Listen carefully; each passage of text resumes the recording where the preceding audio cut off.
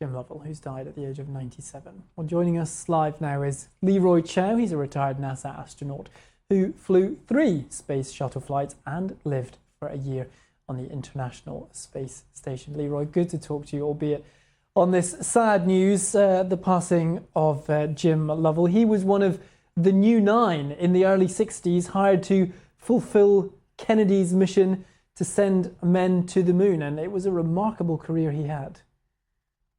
Oh, absolutely. Jim had a very storied career, and as you demonstrated or showed in the last segment, he was a hero of Apollo 13, had been to around the moon previously on Apollo 8, a real pioneer.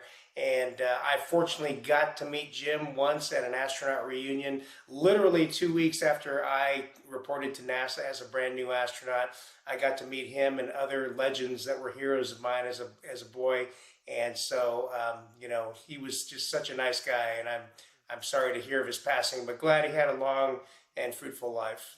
What was he like as an astronaut, as a NASA colleague, and as an individual post his retirement? Sure, as a NASA astronaut, he was a consummate professional, starting his career as a Navy pilot and then being selected by NASA after being a test pilot, and then, of course, being on 2 Apollo missions. He was very well liked, I know, by his peers.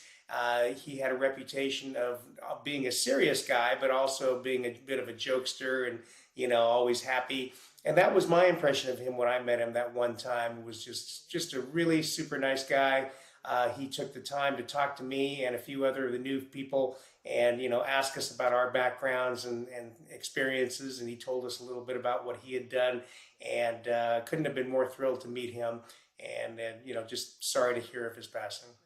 He was on the Gemini 7 mission to go to the moon, but of course the one that put his name on the front pages was, as you mentioned, Apollo 13. Talk us through his role in that ill-fated mission. Well, that's right. And as commander, of course, you have overall responsibility for the success of the mission. And in a much smaller way, I was the commander of the International Space Station, so I felt the weight of that responsibility. But just imagine having a catastrophe like happened on Apollo 13, and then working with the Mission Control Center, keeping your crew focused, and helping the control center come up with a solution, and then executing that solution. That takes real leadership, and I think that shows what kind of a leader and what kind of a man Jim Lovell was. There are 2 quotes, if you like, that people will often pull up from the world of space. Neil Armstrong's "One Small Step for Man," which was, of course, scripted before the mission. And the other is, of course, this entirely unscripted, "Houston, we've had a problem." That's right. And, those are 2 famous quotes, and they will endure.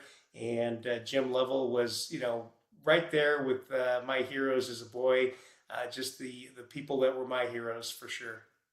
Did you keep in touch with him in more recent years? How closely did he follow America's renewed interest in the space program? Right. Well, I didn't know him that well personally, just meeting him that one time when I was new. But I did talk to him again, probably about, I would say about 6 or 7 years ago. And we were talking about some opportunities and things like that. But it was just a phone call. And, fortunately, I was able to reach out to him and discuss and get his opinions on a few things that I was looking at. So I was grateful for him for taking my call and helping me out a bit. Okay. Retired NASA astronaut Leroy Chiao. Leroy, thank you so much for talking to us. My pleasure. Thank you.